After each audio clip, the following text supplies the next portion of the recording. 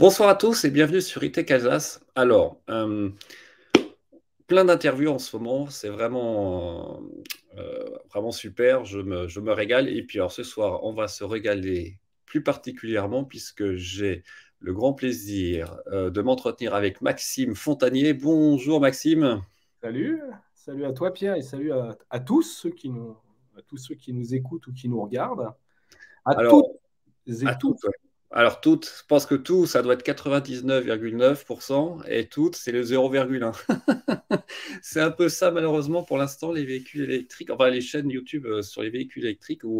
Euh, bon, j'espère que ça va changer quand même, parce Oui, que ça va changer, c'est comme l'univers de la moto. Je vois la nouvelle génération, il y a beaucoup de jeunes femmes qui se mettent à la moto maintenant sur les circuits, il y a beaucoup de femmes. ça, c'est super. Et même moi, au travail, j'ai des collègues féminines qui ont des véhicules électriques, notamment. Alors, il y a la Mini, hein, évidemment, qui marche très bien. Euh, mais aussi, il y a des Tesla, enfin, il y a pas mal de choses. Et donc, je te laisse, parce que je pense que les gens te connaissent bien maintenant, je te laisse te présenter. Je me suis rendu compte aussi que tu as un grand passé dans le domaine de l'essai des automobiles et motos. Moi, je te connais surtout avec Automobile Propre, mais tu fais plein de choses à côté, donc je te laisse te présenter. Oui, alors donc moi j'ai commencé, donc je m'appelle Maxime Fontanier, c'est écrit en dessous, vous voyez, et j'ai commencé à travailler sur un site internet. J'ai fait une formation de journaliste, hein, une école de journalisme en alternance, et j'ai commencé sur un site internet qui s'appelait Le Quotidien Auto. Donc j'ai D'accord. appris à tout faire moi-même déjà à l'époque. Je suis rentré à l'Auto-Journal en 2000, et donc ce devait être en 98, quelque chose comme ça. Oh non, je suis rentré en 2002 à l'Auto-Journal, donc c'était entre 2000 et 2002. Voilà, c'est ça. Donc c'était un site internet, je dirais le premier site internet français de voiture qui s'appelait D'accord. le Quotidien Auto. Maintenant, ça a été intégré dans la rubrique de Challenge, la D'accord. rubrique du magazine Challenge, et l'héritière finalement du Quotidien Auto. Donc c'est là que j'ai fait mes armes. Ensuite, je suis rentré pendant 10 ans à l'Auto-Journal comme rédacteur. Donc mon vrai métier initial, c'est rédacteur. Donc, Et écrire, ça, c'était vraiment de l'écrit. en texte, essayeur automobile. Et je suis rentré comme essayeur à l'Auto-Journal donc de 2002 à 2012 pendant 10 ans. Ensuite, j'ai fait 8 ans d'automoto en tant qu'indépendant, mais j'étais, on va dire, responsable, sans avoir le titre, mais j'étais responsable de la rubrique moto du magazine Automoto. Donc tous les essais de moto pour le magazine Automoto, je les faisais. Je faisais quelques essais de voitures également. Et là, j'accompagnais tous mes essais d'une vidéo que je mettais sur YouTube. Parce Alors, qu'en on peut fait, montrer, ouais, je peux montrer pendant que tu parles, je vais pouvoir partager l'écran et montrer ta chaîne YouTube, hein, d'ailleurs, où c'est vrai qu'il y a beaucoup de motos, tu fais beaucoup d'essais de motos notamment. alors voilà, en parallèle, en effet, j'ai créé ma propre. En fait, j'avais déjà créé une chaîne YouTube, on va dire, quand j'étais à l'Auto-Journal, qui s'appelait Super Vroom 2. Donc c'est D'accord. rigolo. Elle existe toujours, cette chaîne, je ne l'alimente plus, mais vous pourrez voir des vieilles vidéos que j'avais fait à l'époque. C'était mes premières vidéos, ça s'appelle Super Vroom 2. Il y a un lien d'ailleurs normalement il y a peut-être le lien, je crois, sur ma chaîne YouTube. Et, D'accord. donc cette chaîne, en fait, je l'alimente, mais toujours de manière, on va dire, secondaire. C'est-à-dire que je travaille d'abord pour mes clients, comme un Ouais. journaliste, on va dire, à l'ancienne. Là, en ce moment, je bosse beaucoup donc, pour Johan Nussbaumer du site Automobile Propre, puisque Mhm. le site Automobile Propre a été fondé par Johan Nussbaumer, qui est aussi le patron de ChargeMap. Que j'ai interviewé il y a quelques jours sur ma chaîne, là, avec une interview croisée. Voilà. Et donc, c'est lui qui m'a proposé de faire des essais sur Automobile Propre. Donc maintenant, ça va faire à peu près 2 ans. C'était juste avant le Covid. Juste avant le Covid. Et j'ai basculé, en fait. Je suis passé de la rubrique moto d'Automoto à la rubrique essai d'Automobile Propre. Donc, Euh, plutôt des véhicules électriques, là, forcément. Ah bah que quasiment même que Que- exclusivement du véhicule électrique. Donc là, je fais quasiment que de l'essai de véhicule électrique depuis 2 ans.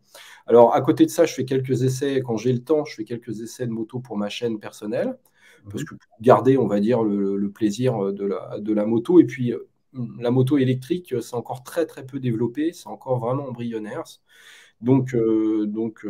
Voilà, je fais un petit peu de moto électrique pour la chaîne Clean Rider, qui est en Oui, fait j'ai vu ça pendant aussi. l'automobile propre en 2 roues. Mais bon, après, quand j'ai envie d'essayer des véhicules, quand j'ai le temps, je prends un véhicule thermique, 2 roues ou 4 roues, et je le fais pour ma chaîne. Mais j'ai pris le parti de privilégier mes clients français, on va dire, les médias traditionnels, à YouTube. C'est-à-dire que je ne veux pas encore, peut-être que je le ferai demain, hein, mais consacrer tout mon temps uniquement à YouTube, parce que j'estime que c'est une plateforme américaine, donc qui est exceptionnelle, mais c'est une relation unilatérale, comme Ouais. souvent avec les Américains, c'est-à-dire que vous bossez pour eux à fond, mais si vous voulez les appeler, ça va être compliqué, quoi. Et par contre, eux, ils font ce qu'ils veulent. Donc, en fait, cette relation unilatérale fait que je reste encore, on va dire, à travailler un peu à l'ancienne et que je ne suis pas passé youtubeur. En plus, le youtubeur doit aussi être un commercial. C'est-à-dire que même les champions de YouTube aujourd'hui, comme Villebrequin, on peut dire que c'est les champions Oui. du YouTube game Ouais. aujourd'hui en voiture, hein. C'est même, je trouve, ce qu'ils font, c'est largement à la hauteur de ce que faisait Top Gear. C'est le Ouais. Top Gear français, finalement, et il faut les féliciter pour ça. Mais bon, même eux, si vous voulez, ils sont obligés quand même de faire un peu homme sandwich pour pouvoir sponsoriser leur. Et donc, ils font de la promo dans leurs vidéos. Alors, je ne le juge pas parce que c'est une nouvelle économie, etc. Mais moi, c'est quelque chose sur lequel je me sens très mal à l'aise. C'est-à-dire que moi, je tiens à garder le côté objectif, même si l'objectivité pure n'existe pas, il y a toujours un peu un parti pris. Mais j'essaye de toujours garder, on va dire, cette ligne journalistique, c'est-à-dire trouver les plus, les moins, pas en faire trop dans le waouh, c'est génial, ni d'en faire trop dans le c'est vraiment de la merde, puisque dans les deux cas, c'est pas productif, il n'y a pas de vraie merde, et il n'y a pas de. Enfin voilà, dire waouh quand il y a une vraie révolution, il faut le dire. Mais voilà, moi, je me tiens encore à cette ligne.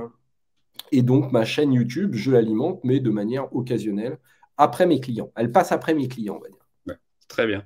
Euh, alors, enfin, donc, c'est combien surtout là, donc, de véhicules, on va dire, c'est parce que ça doit être un rythme très soutenu quand je vois le nombre de vidéos que tu sors, plus le montage.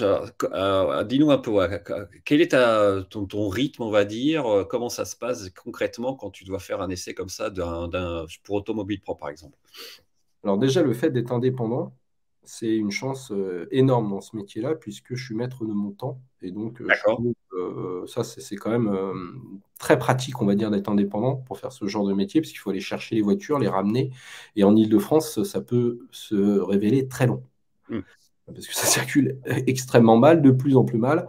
Donc, parfois, juste aller chercher un véhicule. Donc, moi, j'ai une moto Mhm. qui me permet de faire tous mes déplacements facilement. Je laisse ma moto sur place, je récupère un véhicule, je le ramène. On va dire globalement, on va dire si je fais minimum un essai par semaine. D'accord. Donc on va dire sur l'année, je vais faire entre 40 et 50 essais.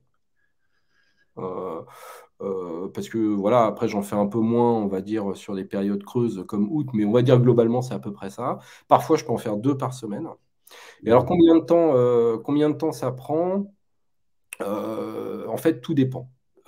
C'est très variable. Je peux être capable de faire ça m'est déjà arrivé de réussir à faire des vidéos en 1 heure. Mais globalement, il me faut une journée de tournage, une journée de montage et une journée de préparation et de ce que j'appelle du convoyage. C'est-à-dire, je vais prendre 2 heures pour aller chercher la voiture. Il va falloir que j'aille la ramener. Donc, ça va me reprendre 2 heures. Donc, ça, on va dire que c'est une grosse demi-journée juste pour aller chercher la voiture, la ramener. Et ensuite, il y a aussi une demi-journée de préparation, c'est-à-dire la fiche technique, les équipements. Parce que Exactement. pour me mettre Parce que devant la caméra, j'improvise pas, en fait. alors, on Donc, le voit hein, avec Automobile Pro, tu commences souvent avec, on voit un plan large de la voilà. voiture, les dimensions, le poids, enfin bon, les caractéristiques techniques de la batterie, etc., la capacité utile. Donc évidemment, tu l'inventes pas, quoi. Il faut bien que tu te renseignes avant.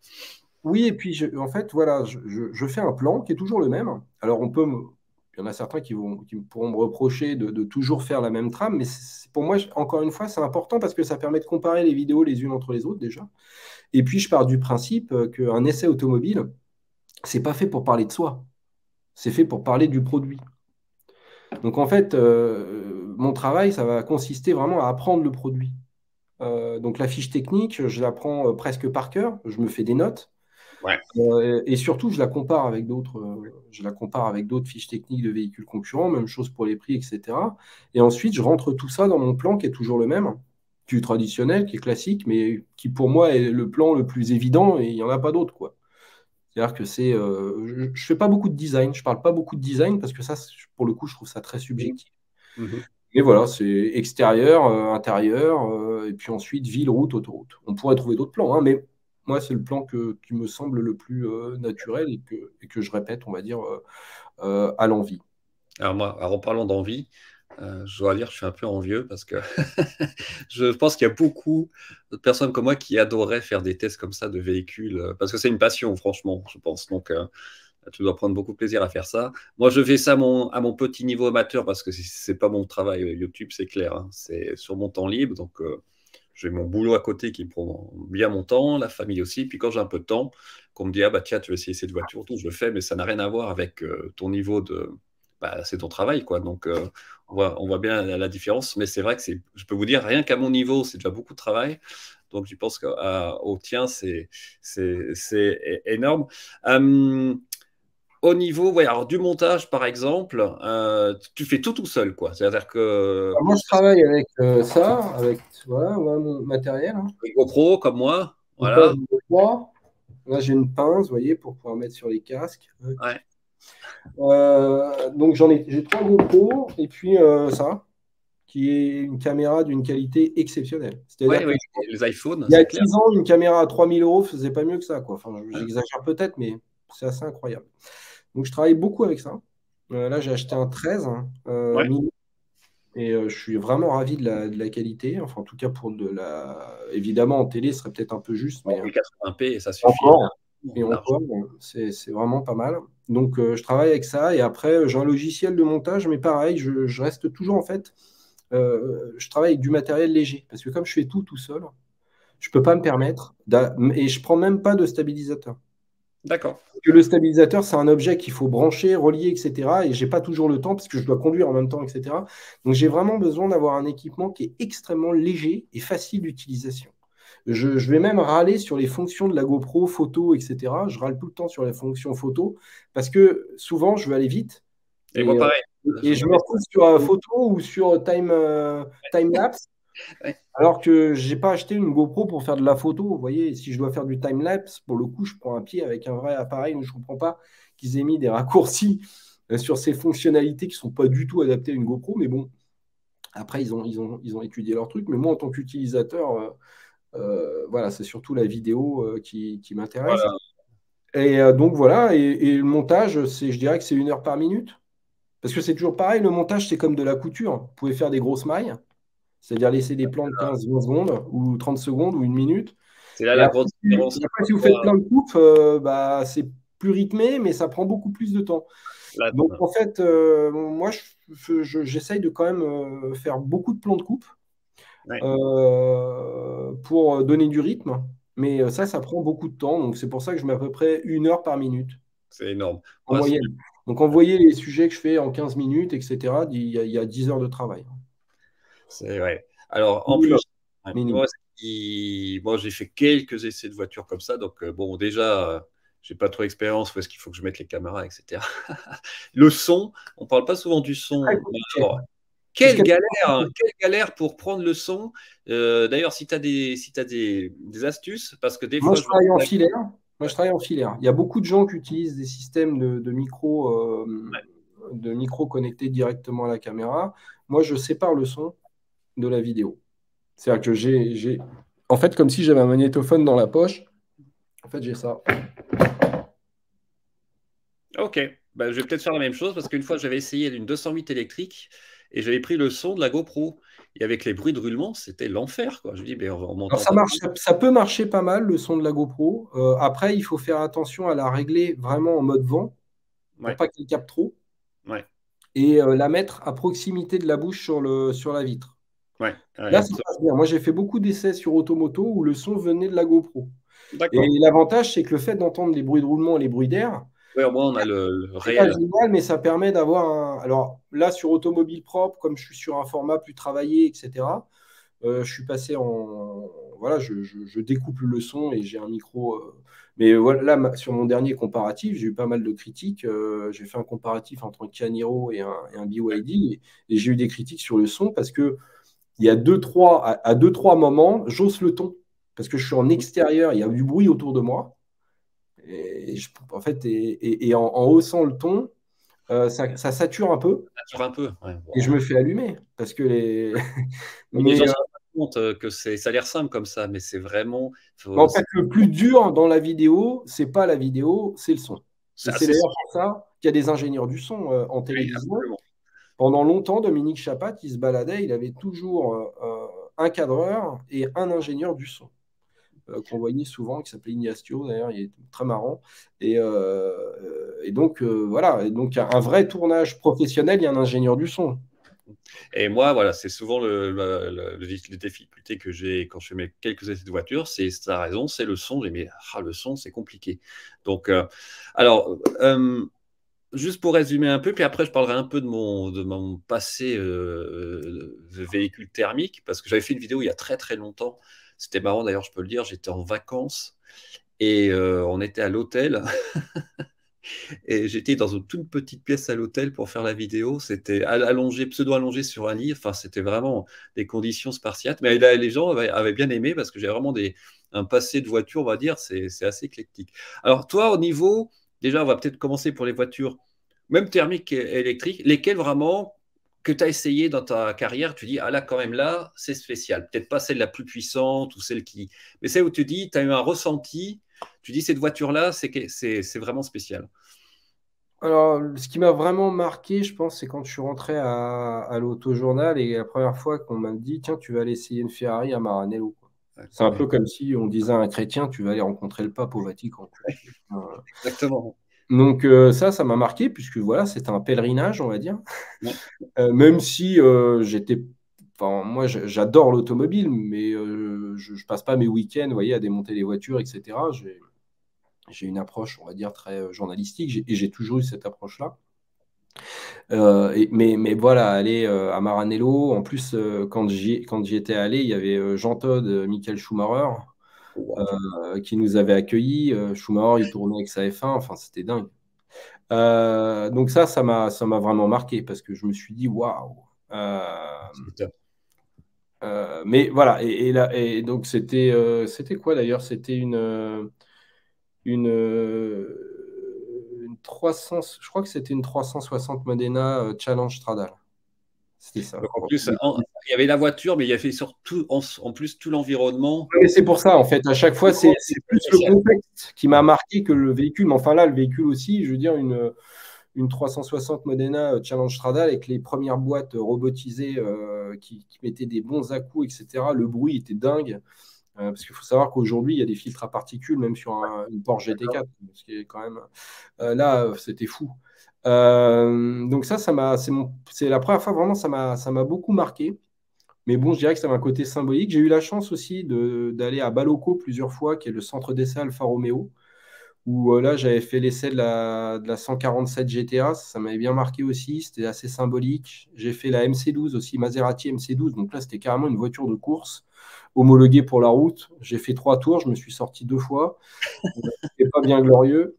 Et puis les freins n'étaient pas adaptés en plus. Et puis on passait d'un journaliste à l'autre. Donc la voiture, les freins, ils étaient glacés. Après, enfin, ça allait pas au niveau des Aïe, freins. aïe, aïe, aïe. Et donc j'ai fait un tout droit parce qu'il n'y avait plus de freins. La Mazda RX-8 aussi. J'ai un très très bon souvenir de la Mazda RX-8. C'était une présentation à Rimini où j'étais avec un photographe et on avait pu avoir les deux modèles. C'est-à-dire que le photographe avait un modèle 192, moi j'avais un modèle 230 ou je ne sais plus combien c'était la Wow. puissance. Et on avait pu avoir les deux voitures en même temps, les comparer, une rouge et une jaune. Et on avait le week-end complet à Rimini avec deux RX-8. Ça, c'est un souvenir inoubliable. Première fois à Northfolk, chez Lotus aussi. C'est comme Ferrari. Et à Ouais. l'époque, quand j'y suis allé, il y avait des coques qui étaient envoyées aux États-Unis pour faire les Tesla Roadster. Eh oui, parce que c'était la base. On peut rappeler que les premières Tesla et Roadster, c'était une base de Lotus. Et on peut même dire que Tesla a sauvé Lotus parce qu'à l'époque, ils vendaient que ça, hein. Ouais. Et Tesla a vraiment contribué à sauver la marque Lotus en important justement ces coques enfin voilà, pour faire les premiers Tesla Roadster. Donc c'était sympa. Et le Tesla Roadster fait partie des moments les plus importants de ma carrière. C'est la J'ai aussi- première voiture électrique vraiment que tu as essayé, on va dire, Oui, qui. Ouais. oui. C'est la première fois que j'ai essayé une voiture électrique et c'était pas n'importe laquelle. Non. Donc ça, là, j'étais vraiment bluffé. Et je me souviens, on avait fait des photos sur les quais de Seine à Paris et il y avait une policière qui était venue pour nous demander ce qu'on faisait là, si on avait le droit ou pas. Et je lui ai dit, regardez, montez dans la voiture, je vais vous montrer, c'est une voiture électrique. Et là, j'ai fait une accélération 0 à 100 sur les quais, quoi. Donc, totale illégalité. Et elle est sortie de là. Bon, elle m'a pas mis d'amende, elle était sympa, elle a bien aimé le tour de manège. Et j'avais été donc ça c'était marrant parce que c'était pendant la séance photo, mais j'avais aussi eu la chance de pouvoir rouler sur le circuit de Montlhéry sur le routier de Montlhéry. Parce qu'à l'Autojournal, les essayants ont accès au routier de Montlhéry et ça c'est génial, c'est un petit Nürburgring. C'est d'ailleurs ce que je regrette le plus de mon passé à l'Autojournal, c'est de ne plus pouvoir avoir accès à Montlhéry et à la base de données et des mesures des testeurs, des mesureurs de Montlhéry. Et là, le Tesla Roadster à Montlhéry, par contre, m'avait pas autant convaincu qu'en usage routier parce que la voiture était pas très bien équilibrée. Et puis, elle n'avait pas le freinage et l'équilibre nécessaire pour un usage sportif. Mais déjà, là, je me suis dit, il y a quelque chose. C'est cool, c'est nouveau. Il y a quelque chose qui se passe, il y a une nouvelle Ouais, génération. voilà. Et j'avais fait un papier qui était pas trop, qui était beaucoup moins critique que la plupart des autres articles qui avaient été écrits dans la presse à l'époque. J'avais été très Alors, enthousiaste. alors, je vais montrer quelque chose, j'espère que ça a marché. Moi, je vais essayer de te montrer avec le son. Et il y a pas si longtemps que ça que j'ai fait cet essai. Enfin, c'est pas, oui, enfin, c'est un essai. Je peux pas parler pendant cet essai. Je dois faire vraiment me concentrer à ce que je fais. J'ai eu la chance de faire ça il y a 1 ou 2 ans. Mes abonnés qui ont vu. Alors, c'est pas un véhicule thermique. Et puis, c'est intéressant parce que. Ah non, je vais rien dire, mais je vais essayer de le mettre et tu vas voir. Euh, euh, et je vais mettre le son. Alors, attends, ça va être une surprise là. Alors, on va mettre là. Alors, j'espère que ça va marcher. Alors, attention. Alors, Freddy, alors, il faut que je partage. Alors, ça va durer peut-être 30, 50 secondes, mais je pense que tu vas être surpris. Parce que ça, c'est une fois dans sa vie. Je l'en dis trop. Je devrais rien dire, en fait. Donc, alors, où est-ce que c'est? Voilà, je partage. Attention, où est-ce que je l'ai mis? Hop, c'est parti. Ah oui, ah oui. Alors, j'ai pu le faire avec Renault, ça. Il n'avait pas voulu non plus. C'est marrant, c'est que c'est pas vraiment clair, parce que maintenant, Ça, c'est dingue, hein.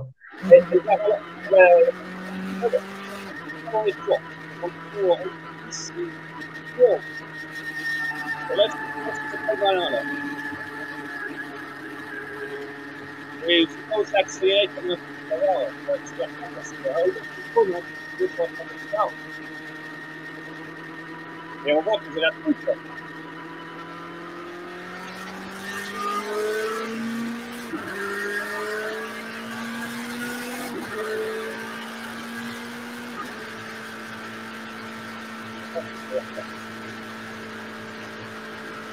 Je vais remettre un peu après.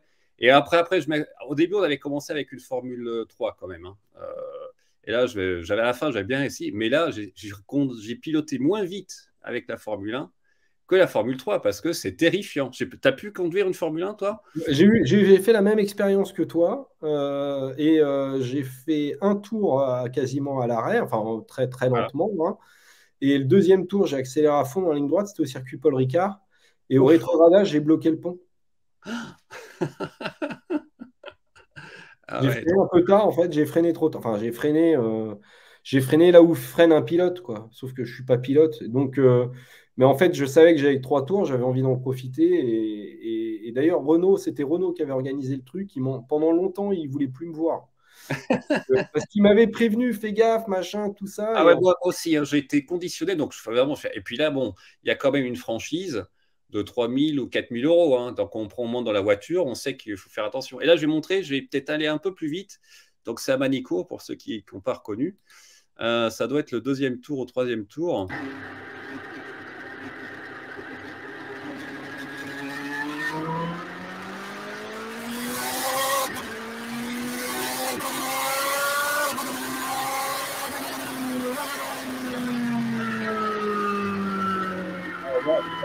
On va passer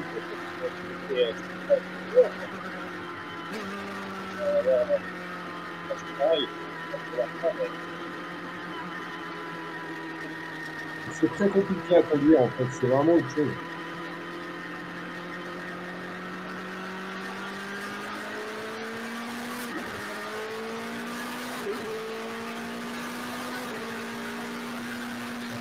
On va passer à la faute. Par contre, je suis pas trop content sur le-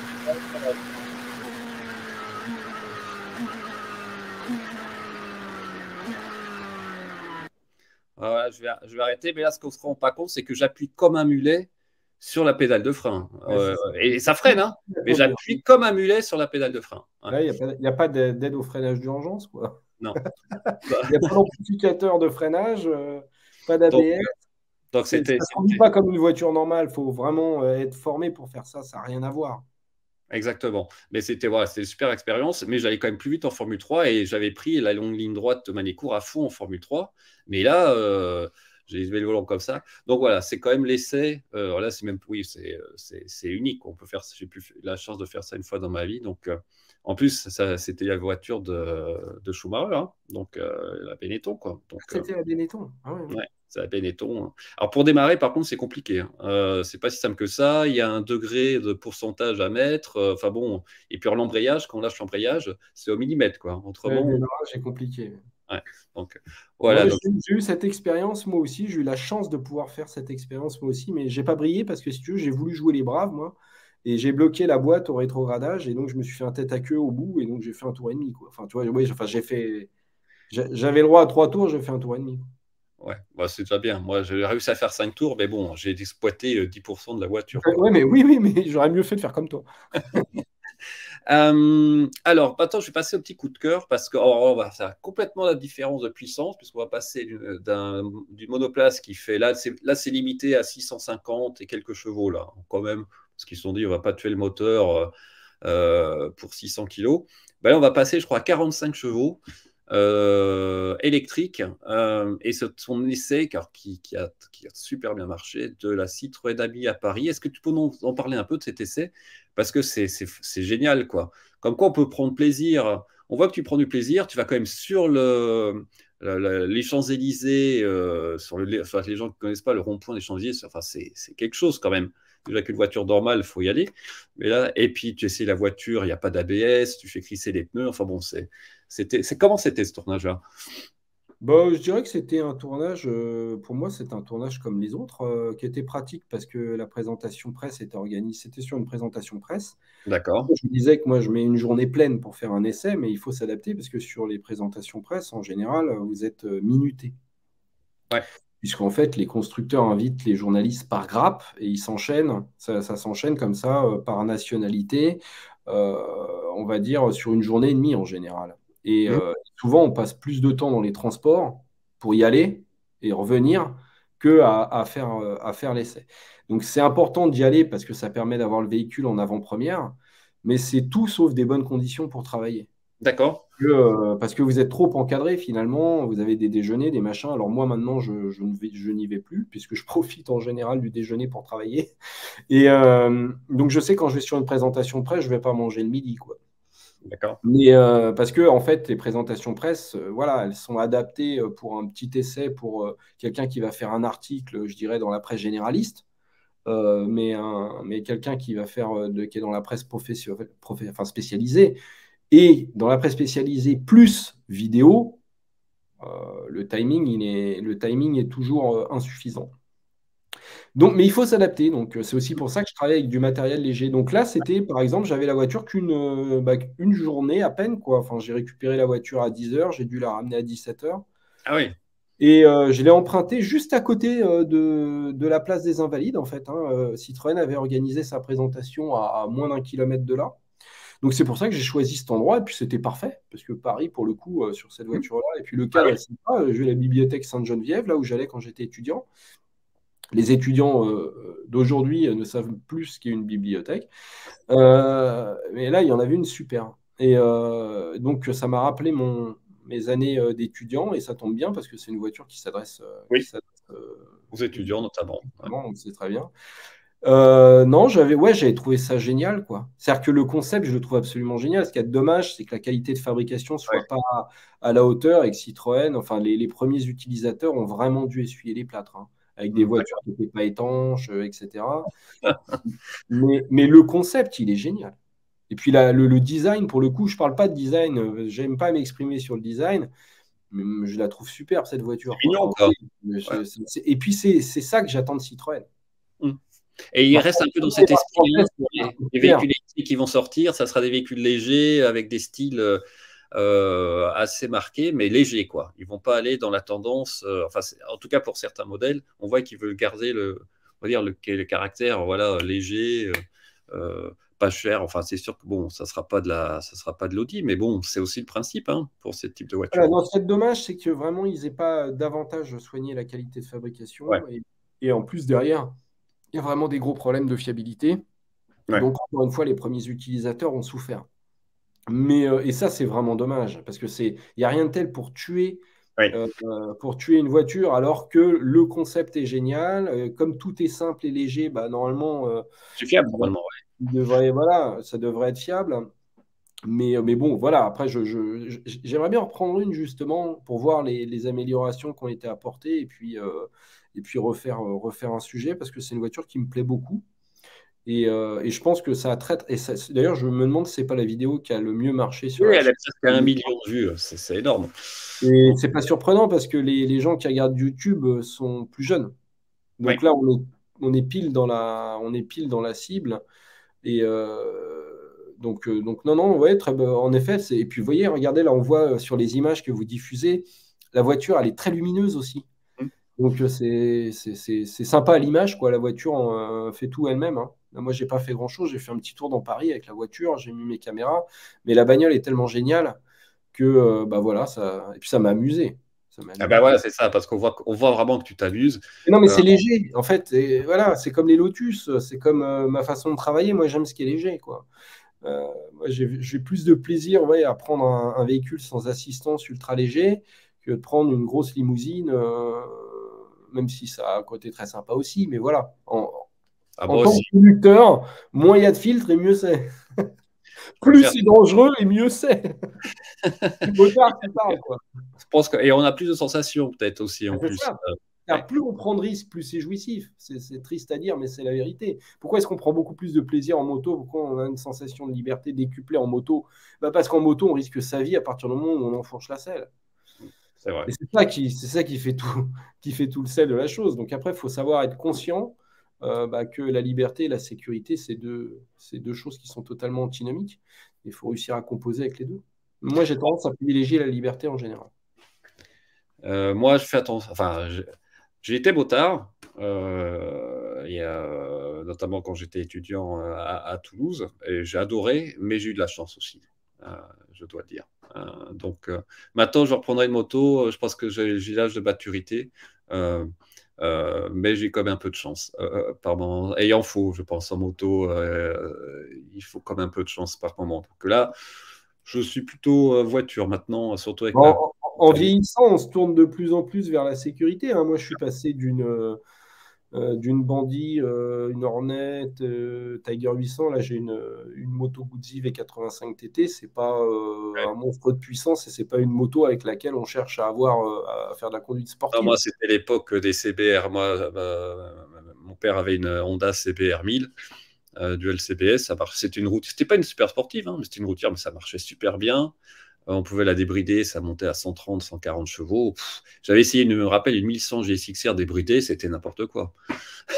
c'était, c'était, Alors que c'était. maintenant, elles sont beaucoup plus faciles avec les aides électroniques. Elles Ah sont bah plus. moi, il n'y avait rien, hein. Pas d'ABS, rien. Et puis là-bas, quand on mettait la première, glong, on l'entendait bien là. Donc, non, non, c'était. Et puis, moi, je prenais le petit coup d'accélérateur quand je rétrogradais, évidemment. Donc, c'était. Non, non, c'était. Voilà, il n'y avait aucune assistance là. Donc, sauf la CBR, il y avait le dual CBS, ça, c'était pas mal. Ça m'a aidé Ouais. une fois, freinage combiné. Alors, je propose qu'on passe à Tesla parce qu'évidemment, C'est comme le gros du morceau sur les véhicules électriques. Je pense que tu as dû essayer toutes les Tesla. Tu as commencé par le Roadster qui, tu nous as dit, tu as essayé une super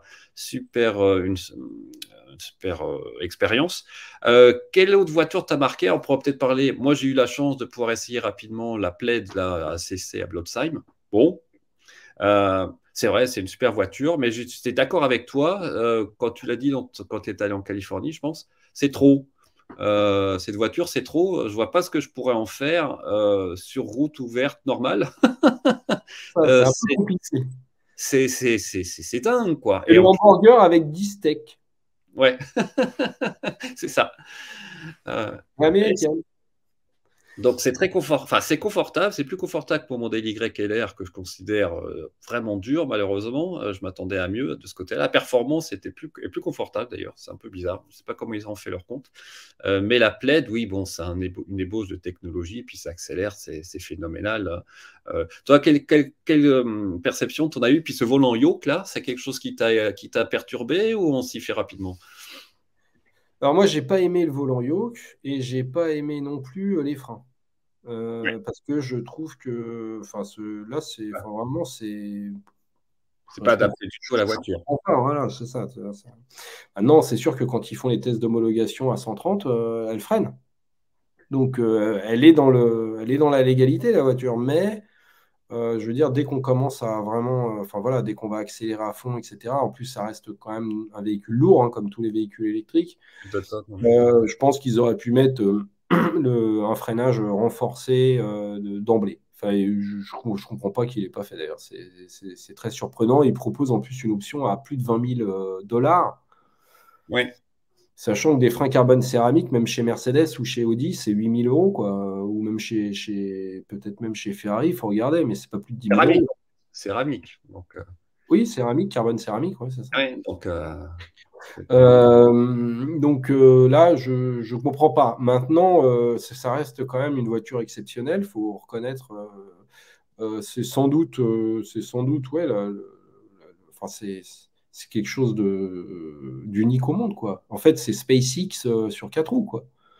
Ouais, c'est ça. C'est SpaceX sur 4 roues. Et vous allez me dire, une fusée n'a pas de frein. Oui, c'est vrai. Là, je le monte un peu. Donc, finalement, ils ont respecté la philosophie. Mais non, après, moi, ce qui m'a marqué, j'avais fait le premier sujet Tesla Model S, Paris-Marseille. Et d'ailleurs, c'est sur ma chaîne, Max Reportage. Ça fait partie des premières vidéos de ma chaîne.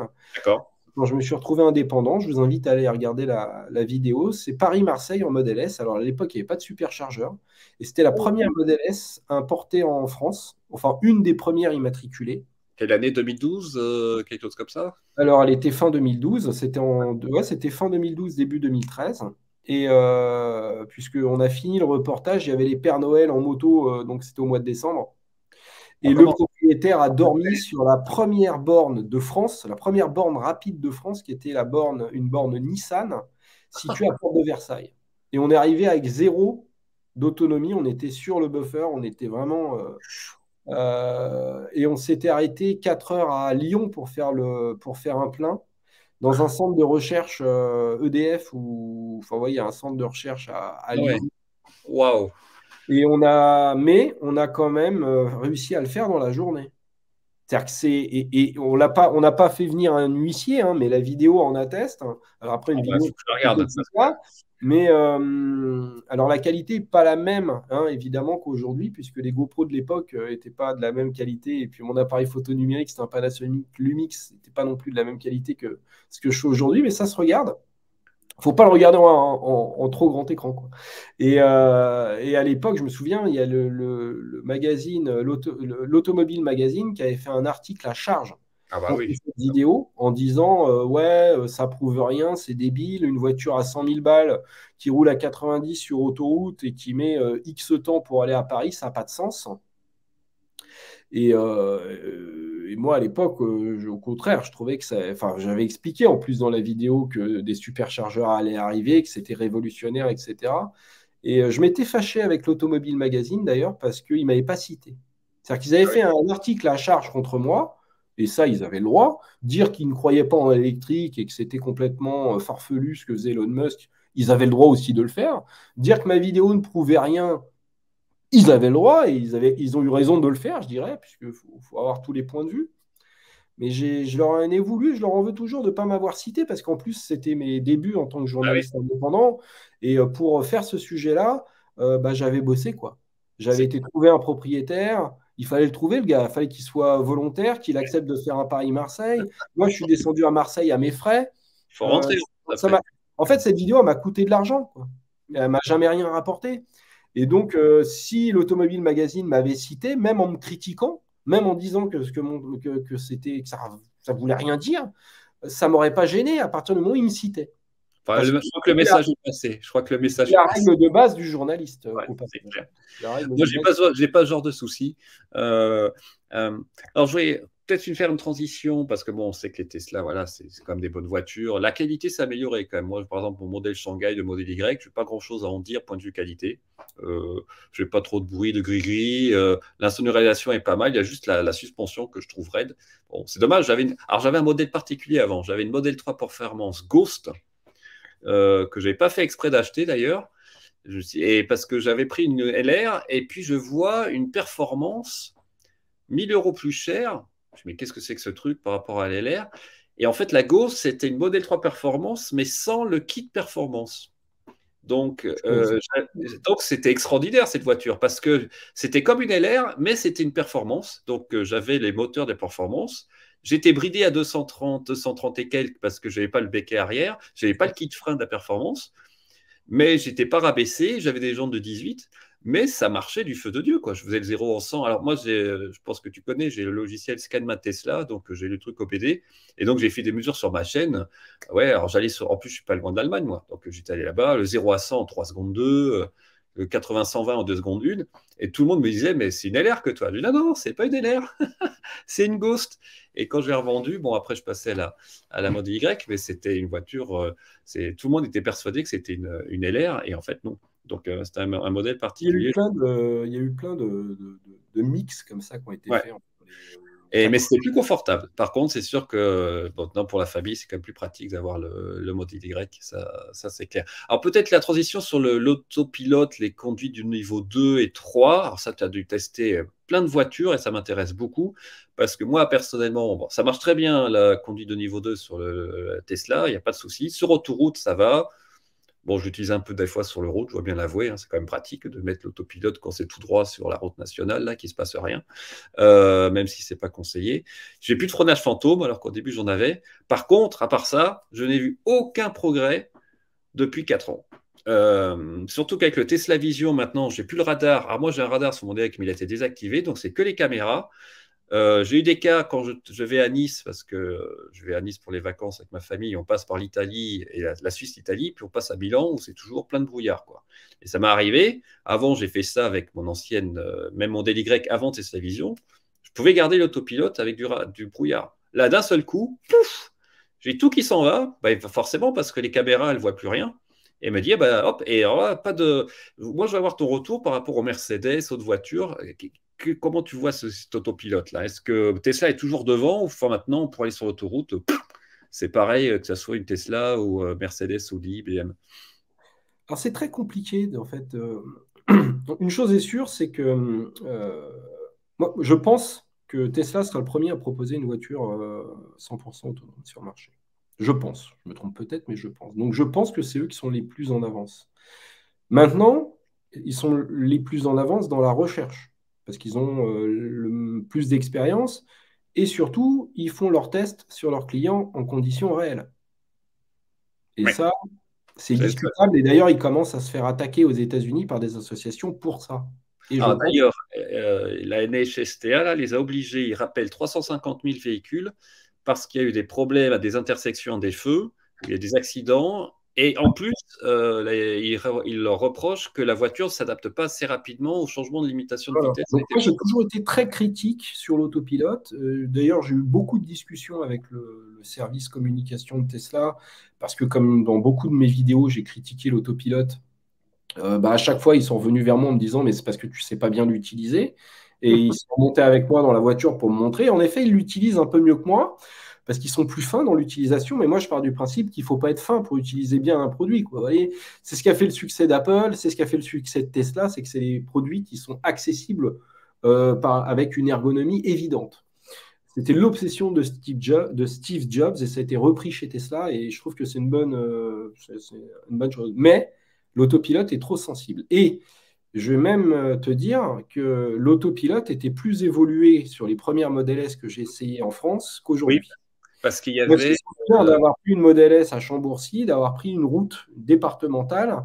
Je ne sais pas si j'ai mis la vidéo sur Max Reportage, je crois qu'elle y est. Faudrait voir dans les vieilles vidéos que j'ai mis. Je crois que j'avais fait une vidéo très courte, façon short, quoi.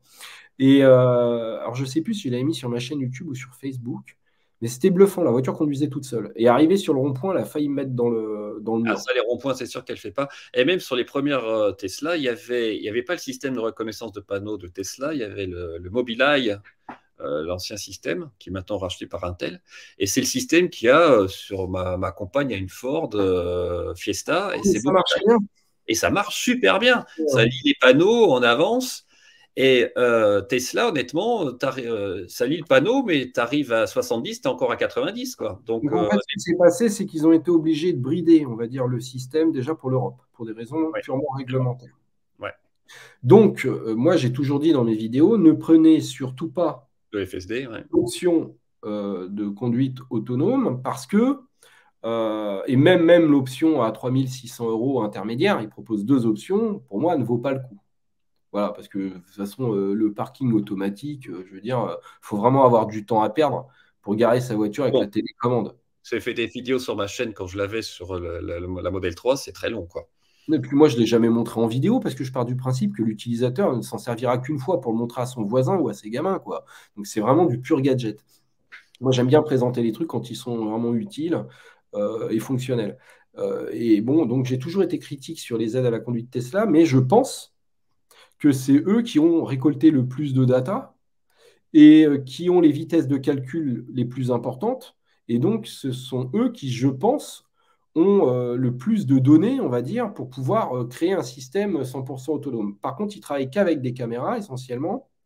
Et le problème, c'est que il vaut mieux avoir quand même un lidar, mais ça coûte très cher et il y en a très peu qui l'utilisent. Il y en a eu des lidars, il y en a eu sur certaines A8, certaines Audi et les premières Audi A8, je crois, où il y a eu une génération d'Audi A8 qui avait ça, mais il y en a très peu des voitures qui ont des lidars, puisque c'est un laser qui passe. Et là, pour le coup, il n'y a pas de problème de brouillard, etc. Bon. Et je pense qu'un lidar pourrait être la meilleure solution par rapport aux caméras, parce que les caméras, elles ont leurs limites. Même si on en met 1 million, comme le fait Tesla. Enfin, Tesla, il multiplie les caméras. Les constructeurs chinois font la même chose. Oui.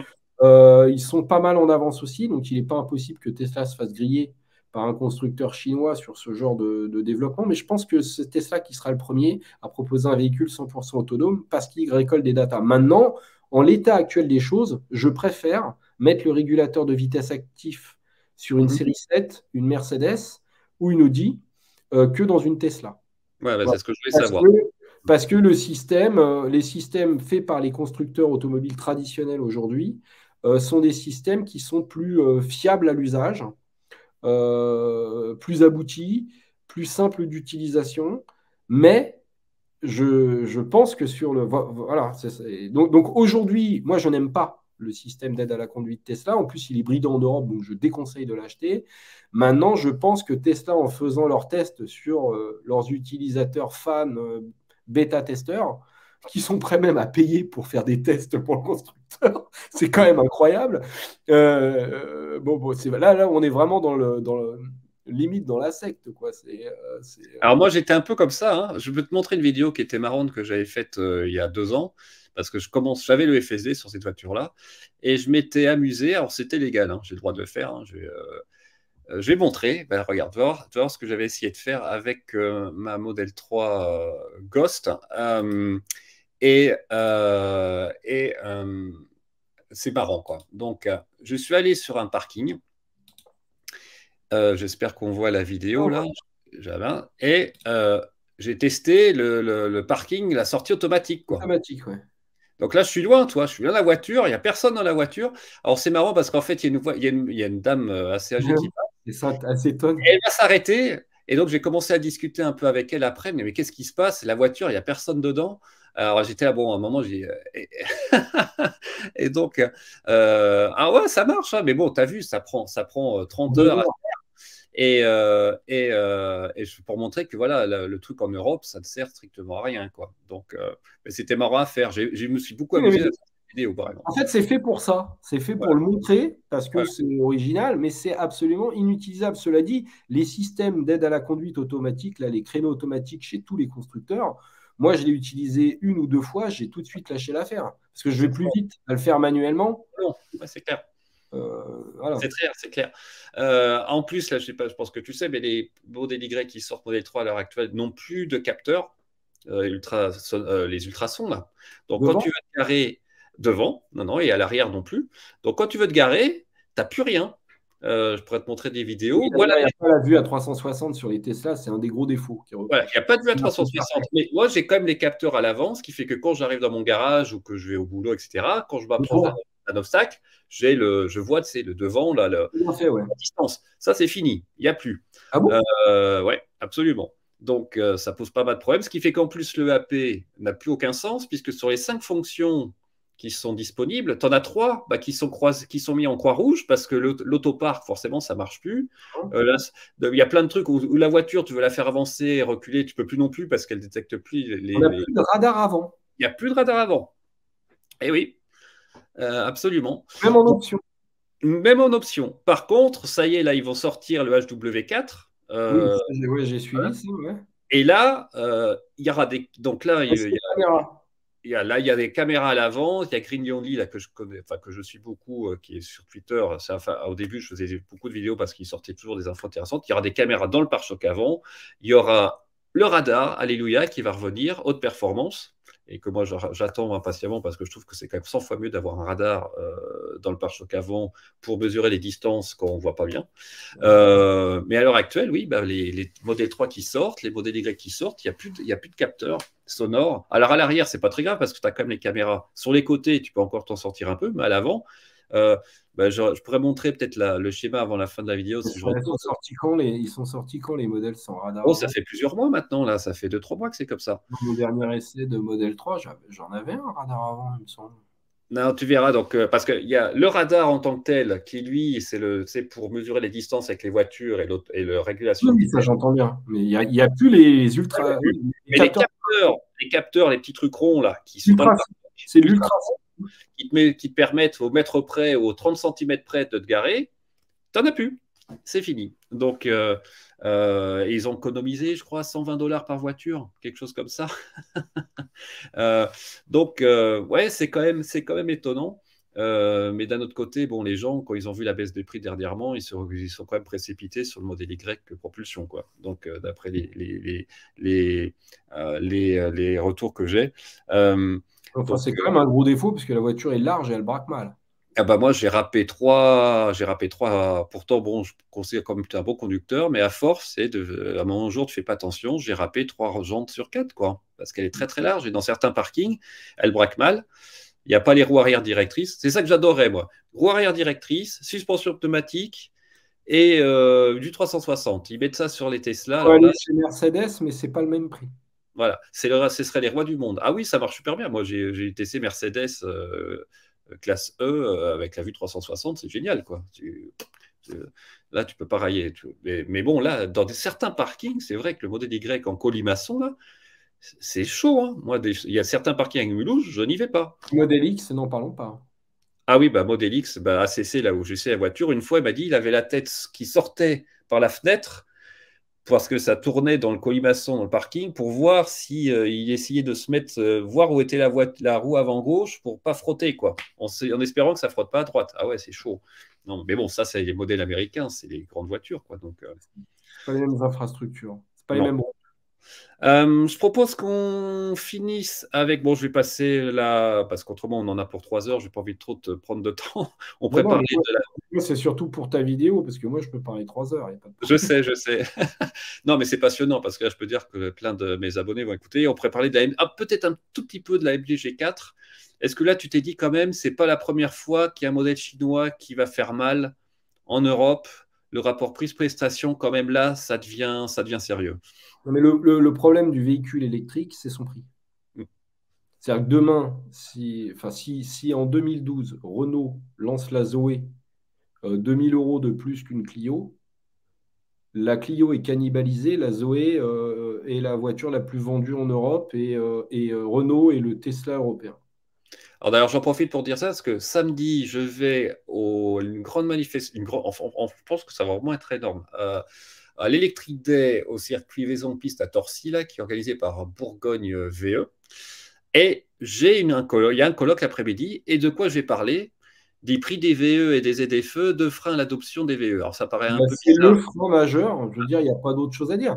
Quand ils ont sorti des filtres à particules dans les années 90 et qu'il fallait les acheter en option, ils en ont vendu un. Ouais. Voilà. Il y a tout est dit. C'est-à-dire que l'écologie, le sentiment écologique s'arrête là au niveau du portefeuille. Ouais.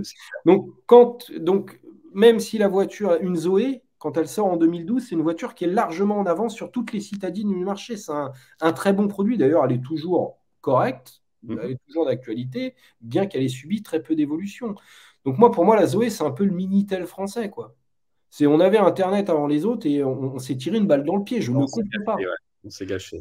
Donc la Zoé vendue à bon prix, on est leader sur le marché européen. Alors avec des si on refait l'histoire, on est d'accord, mais là quand même, quel dommage. Quel dommage. La 200, la Peugeot, pareil, la Fiat 500, 40 000 balles, là, et la petite Honda, la Honda i, 40 000 C'est mignonne, qui est super, qui consomme pas mal, mais qui Non, a mais une c'est des voitures qui sont parfaites en ville, mais elles sont vendues par des constructeurs généralistes qui ont peur de cannibaliser. Carlos Ghosn l'a dit récemment encore, parce que c'est Carlos Ghosn qui avait senti le truc. On peut lui reprocher ce qu'on veut à Ghosn, mais il avait senti le truc. À chaque fois qu'Elon Musk faisait un discours en 2012, à cette période-là, Ghosn s'empressait derrière de faire une conférence de presse pour dire que lui aussi, avec la LIF, il était dans le coup. Qui faisait des... Voilà. Donc Carlos Ghosn, il a senti le truc. Le problème, c'est que le réseau n'en a pas voulu. Il ne voulait pas se tirer une balle dans le pied en cannibalisant les véhicules thermiques. Ils n'ont pas voulu que la transition se fasse trop vite, parce qu'une transition trop rapide, bah, ça peut être catastrophique pour l'économie de la société. Mais le problème majeur du développement du véhicule électrique, il n'est pas technique. Il est purement économique. Donc c'est ce que je présenterai demain, enfin samedi, avec notamment l'observatoire CTLM là, qui vient de sortir. Et à un moment, effectivement, voilà, toi, il y a toutes les courbes avec les prix des véhicules. Alors là, ça comprend aussi les thermiques, hein. On voit que le prix des véhicules a nettement plus augmenté que par rapport à l'inflation. Et c'est la même chose par rapport aux revenus, hein. Toi, les revenus entre 2006 et 2020, on est passé de 100 à 106. Et bah, tu vois, les véhicules sont passés de 102 à 136. Et je ne sais même pas si dans ce graphe-là, le prix des véhicules électriques est inclus. Depuis 2012, les véhicules électriques sont réservés aux privilégiés. Voilà. Et ce que je vais montrer ça aussi, j'en profite, bon, je divulgue un peu ce que je montrerai samedi, mais en termes de marge, il n'y a que quasiment Tesla qui fait des marges sur les véhicules électriques à l'heure actuelle. Voilà, on voit en haut là. Ils font 9 000 $ à peu près de marge sur le prix d'une voiture. Volkswagen, c'est 900, quoi. Et, ils font tout eux-mêmes. Voilà.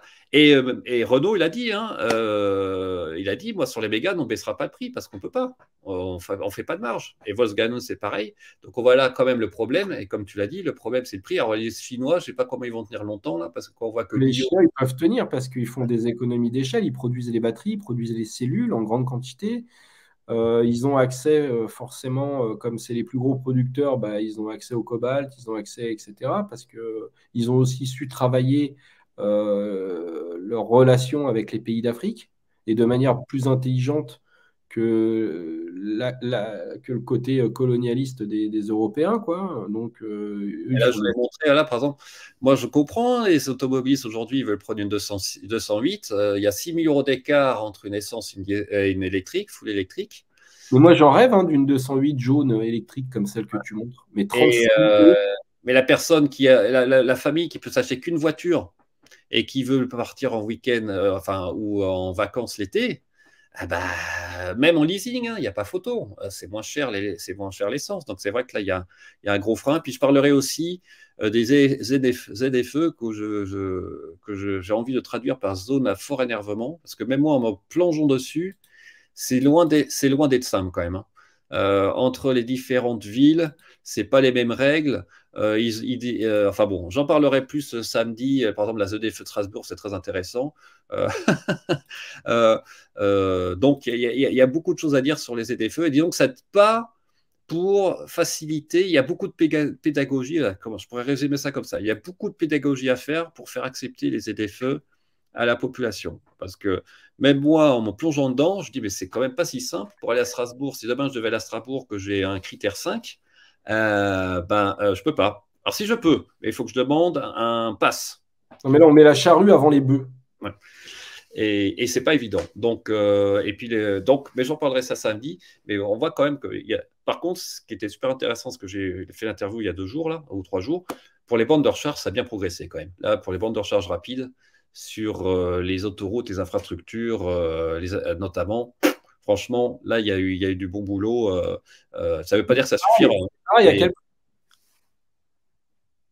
Pardon? Je dis oui, en effet, techniquement, c'est super. On a plein de bornes Unity, on a du Fastnet, ça arrive. Enfin, on commence à avoir un réseau de recharge rapide qui fonctionne. Mais à quel prix? C'est-à-dire que de 70 centimes du kilowattheure, si on n'a pas d'abonnement ou quoi. Donc, encore une fois, à partir du moment où la voiture électrique sera en phase avec le pouvoir d'achat des Français, alors quand je dis des Français, c'est la classe moyenne française, c'est-à-dire des gens qui vont gagner, on va dire, entre 1500 et 3000 euros, parce que c'est ça. Et le prix moyen d'achat d'une voiture en France, je montrerai samedi, c'est 16 000 euros à peu près. On est très très loin des 30 000 ou 35 000 qui font. Même le tarif de la Spring, il est délirant. Délirant. 15 000 euros, je crois. Donc, voilà. Et puis les politiques, je ne suis pas sûr que ce soit une bonne chose d'avoir sponsorisé des véhicules réservés à des privilégiés. C'est pas ça, faire de la politique. En accordant des bonus aux gens qui achètent des Tesla, tant mieux pour eux. Mais je veux dire, là, on donne de l'argent à des gens qui ont déjà de l'argent, quoi. Donc, pour lancer un marché, en fait, de masse. Donc, je sais pas, quoi. Après, quand tu regardes. Un problème de compétences au niveau des élus. Ouais. Après, quand tu regardes les modèles 3 de base, si je peux dire, donc à un moment, c'était quand même pas assez intéressant, même si le prix était tout élevé en leasing, parce que les gens qui roulaient beaucoup, ça revenait quand même beaucoup moins cher quand tu charges à la maison, évidemment, par rapport à un modèle thermique. Qui roule beaucoup et qui charge à la maison. Voilà. Mais il faut pouvoir charger à la maison, donc il faut une maison individuelle, il faut une borne de recharge, etc. etc. Une maison individuelle dans Paris, ça n'existe pas. Voilà. Donc ça va être le gros problème aussi que je parlerai samedi, c'est l'accès aux bornes de recharge individuelles ou collectives quand on est chez soi, quoi. Mais le problème majeur, c'est le prix. Encore une fois, le prix. On est dans un monde où tout est régi par le pognon. Donc, à partir du moment où on va mettre un produit qui va être 10 000 euros trop cher, parce que c'est ça, une Mégane, une Spring, les voitures électriques, on peut, pour avoir leur vrai prix, vous leur enlevez toutes, enfin, je parle dans les catégories, vous leur enlevez 10 000 euros, quoi. Une Zoé, c'est 10 000 euros de moins, c'est ça son vrai prix. Une Spring, c'est 10 000 euros normalement, le prix d'une Spring. Voilà, les seuls qui pratiquent des tarifs en accord avec leur service et le produit, c'est Tesla. Ouais. Aujourd'hui, une Tesla à 35 000 euros ou 37 000 euros, même 40 000, elle vaut son prix. Alors, ce qui est un peu dommage, c'est qu'il y a des aides. Hein. Il y a des aides, il y a un bonus à 5 000 euros. Par exemple, tu peux avoir en plus la prime à la conversion de 6 000, mais il faut un revenu fiscal qui est extrêmement bas. Donc, ça va être très compliqué. Alors, idéalement, tu pourrais même avoir 12 ou 13 000 euros d'aide pour acheter un véhicule électrique, mais tu as un revenu fiscal tellement bas que les gens ne vont pas le faire, quoi. Et donc, si les aides étaient réservées à des véhicules de moins de 25 000 euros, les constructeurs se seraient débrouillés pour nous trouver des produits accessibles. Mais voilà, je pense que... Je ne peux pas dire le contraire. Par exemple, aux États-Unis, Tesla, il y a l'Inflation Act là, qui vient d'être qui est sorti il y a quelques mois. Et au début, les Tesla n'étaient pas dedans. Donc ça commençait à faire un buzz, etc. Parce que c'était un SUV. Le modèle Y n'était pas dedans. C'était un SUV, machin, il n'était pas dedans.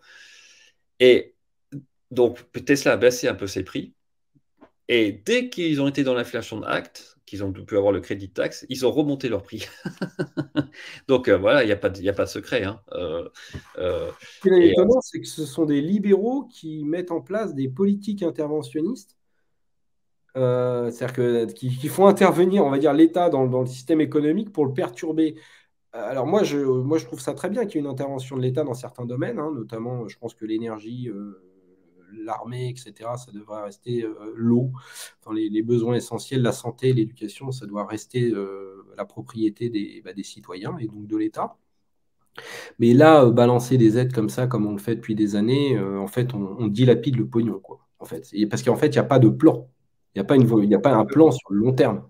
On dilapide en fonction de l'actualité, quoi. Les constructeurs français n'étaient pas les gens les plus producteurs. Maintenant que ça va monter en puissance, c'est-à-dire que les constructeurs français vont plus en bénéficier. Et pour à l'heure actuelle, quand on regarde le marché, la Zoé, la 208, la Mégane, bon, l'avantage, c'est que là, apparemment, Stellantis va aller à fond dedans. Là, le président, comment il s'appelle, vient de faire une interview dans les Échos que ça va être une machine. Voilà, Tavares, Stellantis va être la machine, le compresseur, il va tout écraser sur son passage pour les véhicules électriques. Ça fait quand même 5 ans qu'il dit que l'électrique, c'est pas l'avenir. Voilà, et maintenant, voilà, il ça fait 5 ans qu'il gagne du temps, quoi. Ouais, voilà, c'est ça. Mais là, j'espère qu'au moins, à un moment, ça profitera aux consommateurs. Et je suis d'accord, il faudrait que, quand on aura des véhicules électriques, même peut-être d'occasion à 1 ou 2 ans, à 15 000 euros, là, je pense que ça commence. Moi, même à 20 000 euros, j'achète une 208 électrique. Moi, aujourd'hui, je roule avec une Polo GTI. Alors que pourtant, vous voyez, on ne peut pas dire que je suis contre l'électrique. Mais si je roule dans une Polo GTI, c'est que j'ai pour moins de 15 000 euros, j'avais une petite voiture 5 portes, 280 chevaux Critère 1. Ouais. Sachant que les Critère 1, avant qu'elles soient interdites en ZFE, il y a du temps quand même. Parce que même en 2028, dans les Critère 1, il y a les véhicules essence, même depuis 2011. Donc, il y a du quoi faire. Une Polo GTI d'occasion, aujourd'hui, c'est 15 000 euros. Voilà. Donc tout est question de prix, puis il n'y a plus qu'à espérer. 20 000 euros, je mets 5 000 euros, je passe sur une 208, je revends ma GTI, je vous le dis tout de suite. Là, demain, vous me proposez même une Fiat 500i, j'adore cette voiture. C'est la meilleure Fiat 500 qui ait jamais été produite. L'histoire de la Fiat 500 depuis les années 50. On ne peut pas dire qu'elle manque d'histoire, cette voiture. Elle est belle, elle est bien, elle est top, elle est parfaitement adaptée à un usage électrique, elle est confortable en plus maintenant. C'est une super bagnole. Et j'ai pas les moyens. Enfin, j'ai pas les moyens. Je pourrais me saigner pour acheter ça, mais ce serait débile. Dépenser 35 000 euros dans une Fiat 500. Ça, c'est vrai. Pour l'instant, c'est une niche de consommateurs qui achètent cette voiture. C'est réel. Aux privilégiés. Mais le problème, c'est que les privilégiés, par définition, dans le système économique dans lequel on vit, eh bien, ce sont ceux qui polluent le plus. Parce qu'ils ont plusieurs véhicules, ils ont 200 mètres carrés minimum, ils ont plusieurs enfants. Donc, en fait, on privilégie finalement les gens qui consomment le plus, quoi. Alors qu'on est dans une période de l'histoire où il faut essayer de consommer moins. Bon, d'un autre côté, je me sens un peu dans ce cas-là. Mais on compense avec les impôts, je peux te le dire. Encore une fois, c'est très bien. À partir du moment où les impôts sont réinvestis, vous voyez, pour compenser. Mais c'est vrai que, par exemple, nous, on a 3 voitures. Hein. Et j'ai gardé mon vieux Célic diesel en cas de coupure, machin. Le meilleur exemple, c'est quand même Arthus Bertrand. Hein. Le mec qui a fait le tour du monde en hélicoptère, qui vous explique qu'il faut fermer le robinet quand on fait la vaisselle. Oui, moi, j'ai pas la prétention. À sa place, j'aurais fait la même chose. Je ne juge pas. La prétention de dire ça aux gens. Mais c'est vrai que j'ai des amis qui sont passés au full électrique. Et moi, c'est vrai que j'ai pas encore le courage au niveau de la famille. Par exemple, ma compagne, hors de question, elle ne fera jamais une électrique. Elle saignette. Elle n'a pas l'esprit formaté pour ça. Moi, je pourrais passer au full électrique. En plus, en Tesla, honnêtement, ce n'est pas si compliqué que ça. Parce que s'il y a une voiture, on peut passer en full électrique. Et voyager, c'est bien Tesla. Donc, je suis un privilégié pour ça. Mais donc après, il faut aussi s'accorder au niveau de la famille. Elle, non, elle est très contente de sa petite voiture essence. Mais si demain elle a une Up électrique, elle ne reviendra plus sur l'essence. C'est-à-dire que quand on a goûté à l'électrique, c'est difficile de revenir entre guillemets. C'est ce que j'essaie de lui dire, mais c'est compliqué. Techniquement, l'électrique a quand même beaucoup d'avantages. Oui. Mais la facilité de conduite, la douceur, le type de conduite qu'on a. Moi, je conduis beaucoup plus cool en électrique Bon, évidemment, peut-être de temps en temps, je me fais un petit peu plaisir, je dois l'avouer. Mais 95% du temps, je conduis super cool, quoi. Sur l'autoroute, je roule même pas à 130, des fois, je roule un peu en dessous. C'est plutôt les autres qui me collent ou qui veulent voir si je peux accélérer plus fort qu'eux, quoi, honnêtement. Mais, Mais je le mais fais en- pas. Ouais, mais je le mais fais pas. encore une fois, si le bonus de 6 000 euros il avait été accordé pour racheter les batteries qui étaient en location sur les Zoé d'occasion, on mettait les gilets jaunes à l'électrique et tout le monde trouvait que l'électrique, c'était génial. Et les gilets jaunes, ils allaient bosser tous les jours, ça leur coûtait moins cher. En plus, il y a beaucoup de gens parmi les gilets jaunes qui vivaient en province, à la campagne, et qui Mais ça donc suffit. Mais ont ça la suffit. possibilité de se brancher, contrairement aux Parisiens Ouais. ou aux Marseillais des quartiers chics. Et donc, la voiture électrique est parfaitement adaptée aux classes populaires. Parfaitement adaptée aux classes populaires. Mais elle est inaccessible pour les classes populaires. Donc, il y a une frustration qui est créée et la frustration, c'est la base, quand on étudie un petit peu l'histoire de toutes les révolutions. La Révolution française, c'est la frustration de la bourgeoisie face à l'aristocratie. Les Gilets jaunes, c'est la frustration des classes populaires par rapport aux classes moyennes ou aux élites qui accumulent sans savoir quoi faire de ce qu'ils accumulent d'ailleurs. Mais voilà, donc enfin bon, on a tout ce qu'il faut d'un point de vue technique pour électrifier. En France, en plus, on a le nucléaire, on a eu la Zoé, on a un parc de voitures d'occasion, on a tout ce qu'il faut. Mais je ne sais pas ce qu'on fait. En pratiquant des tarifs beaucoup trop élevés, on attend juste que les Chinois Voilà. Donc, nous doublent. bon, moi, je croise les doigts quand même qu'on réussisse à. Alors que les constructeurs français réussissent. De toute façon, ils le savent aussi. Ils savent très bien qu'ils ne vont pas toucher une grande partie de la population si les tarifs restent aussi élevés. Donc, ils n'auront pas le choix aussi. Ils sont pas stupides. Il va bien falloir que les prix baissent. Donc, les gens, quand on ne peut pas acheter une voiture, on ne peut pas l'acheter, quoi. Ils pourront faire ce qu'ils veulent, ils n'y arriveront pas, quoi. Donc, mais en Déjà, tout en cas, descendant le bonus, rien que de descendre le bonus, si le politique veut intervenir dans l'économie, qu'il intervienne intelligemment et qu'il n'accorde pas des bonus sur des véhicules de luxe. Parce que moi, je suis désolé, mais une voiture à 40 000 euros, c'est un véhicule de luxe. On n'a pas besoin d'un véhicule à 40 000 euros pour se déplacer. Soyez honnête. c'est vrai. Non, non, je suis tout à fait d'accord. Donc, et il y a même un moment, je peux le dire, hein, à Tesla, le système était tellement euh, Les euh, mecs qui revendaient leur voiture aux que les Danois, gens vendaient leur voiture plus chère qu'ils avaient acheté. à Donc, des Danois, ils les revendaient au pays du Nord et les mecs, ils roulaient 2 ans en Tesla et ils gagnaient 2 000 euros. Bon, bah, c'est bien, bravo d'avoir financé ça, l'État. Je suis content que mes impôts aient servi à ça. Mais encore moi, une fois, ce n'est pas vouloir un discours socialiste de base. C'est juste que bien utiliser les fonds pour lancer un marché. Et il fallait lancer la Zoé.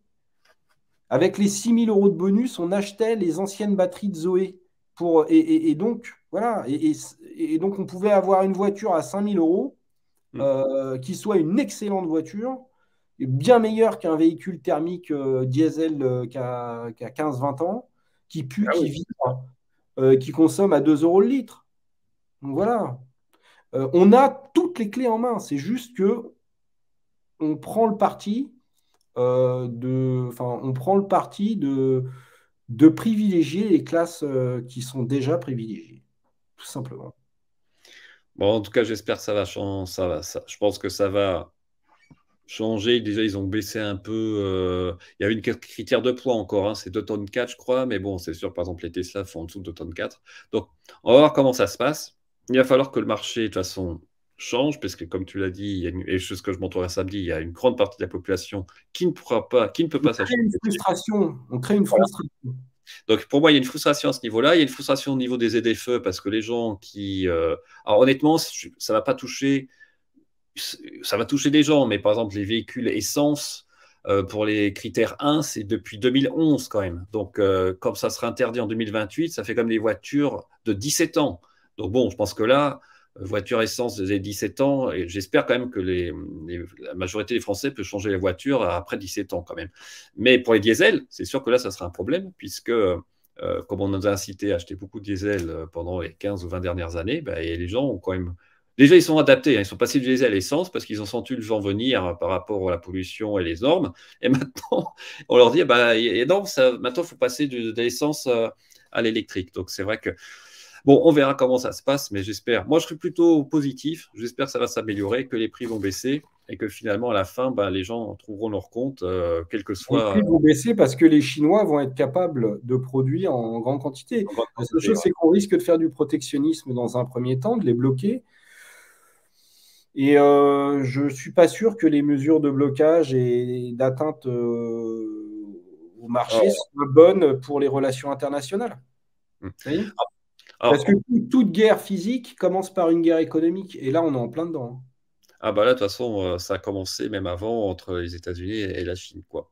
Alors, je vais peut-être finir, puisqu'on parlait de voitures populaires, eh bien, par ma première voiture. Alors, on en a parlé un peu avant. Alors là, on est vraiment dans la voiture populaire, là. On ne peut pas me critiquer en me dire, ah bah, Pierre, tu as des voitures de privilégiés. Parce que franchement, des voitures comme ça, j'en envoyais pas tant à l'époque. Alors, je vais montrer ça. Regardez-moi cette beauté. Il n'y a pas de honte à être un privilégié. Hein. Absolument. Il faut Mais juste faut juste en être conscient. c'est souvent quand même en France, des fois. Oui, c'est la réussite. Enfin, la réussite n'est pas toujours bien vue, mais quand la réussite elle est héritée, c'est normal qu'elle soit mal vue. Mais quand la réussite elle est méritée, en fait, c'est le mérite qui Tout est à fait. important, quoi. Et moi, j'aurais pas à dire, hein, j'avais une interview intéressante avec, peut-être que tu connais, avec Alexandra Legendre de la Ligue des Oui, consommateurs. oui, je Bon, connais ça. c'était bien costaud, quoi, parce qu'on voyait qu'elle était pro-thermique et moi, je défendais un peu l'électrique. Mais c'était très intéressant parce qu'elle m'a vraiment aussi montré des problèmes concrets qui allaient se poser avec la transition électrique et ça. Elle a été très longtemps journaliste responsable de tout ce qui était économique à l'Automobile Magazine, justement. On en parlait Donc, tout à l'heure. c'était très, très dynamique comme interview, hein, mais Oui, j'en oui, garde en plus, elle a du caractère, elle a du répondant, et puis elle étudie, c'est une bonne journaliste, hein. Donc elle absolument. Et donc, étudie ce qui se fait, c'était. elle va chercher les informations. Après, il ne faut pas avoir de parti pris. Voilà. Euh, Mais mais en même temps, elle a raison de critiquer l'électrique à partir du moment où on l'impose. On n'a pas à imposer une technologie, elle doit s'imposer d'elle-même par sa technologie et par son prix. Et c'est en cela que la voiture électrique est critiquable pour moi, et non pas sur son bilan écologique qui, lui, est meilleur. Parce qu'un véhicule électrique, oui, ce n'est pas propre, mais c'est beaucoup plus propre qu'un véhicule thermique. oui, parce qu'il y a comme une raison, et je le présenterai un peu samedi, c'est qu'au niveau de la santé, quand même, euh, notamment au niveau des particules fines, même si les véhicules électriques émettent des particules fines avec les pneus, etc., comme les autres voitures, il y a une étude qui vient de sortir aux États-Unis. C'est clair, il y a un marché beaucoup plus élevé de véhicules électriques en Californie, par exemple. Et ils ont fait une analyse énorme pour comparer par rapport au taux de pénétration des véhicules électriques, comparé au nombre de personnes qui sont malades, qui ont des maladies respiratoires, le taux d'asthme et tout. Bon, il n'y a pas photo, quoi. Il y a une claire corrélation. Plus il y a de voitures électriques, moins il y a de problèmes respiratoires, On moins il y a estime à d'asthme. 48 000 morts, hein, je crois. Hein. On estime à Ouais. 48 Voilà, c'est 000 ça. morts hein, Donc, en c'est France. pas le seul, c'est pas ça qui va. Sachant qu'on vous colle des radars partout pour soi-disant sauver 3 000 vies. Là, La- c'est sûr que là, entre les 40 000 ou 50 000 morts, Ça et fait par 20 ans ça fait l'électrique, 20 ans qu'on nous dit la vitesse tue quand même. Hein. surtout que l'électrique, ça sera plus sûr au niveau par exemple, moi, je vois Tesla, je préfère 100 fois avoir un accident avec ma Tesla, me prendre un arbre avec ma Tesla, qu'avec la Renault 11 Spring qu'on voit ici, par exemple. Ah, Il y a Spring, pas elle photo. s'appelait Spring, ça vient de là le mot Spring. Voilà, Renault 11 Spring, donc, et moi, c'était pas la On ligne 2 apprend plein essence. de choses aujourd'hui. Et moi, le radar avant sur les Tesla et la Renault 11 Spring, tu vois. Renault, et moi, j'avais l'1,5 litre diesel, et j'ai une anecdote assez sympathique. J'avais un ami qui l'avait ramené sur l'autoroute, et le moteur à diesel, donc là, il n'y a pas de turbo, hein, c'était Ouais. injection indirecte. Ça Est fait parti en 800 000 km par contre. Hein, et Ouais, ça a une deuxième vie dans les pays du Maghreb en plus. c'est ça. Mais comme moteur était quand même parti en autocombustion sur une aire de service.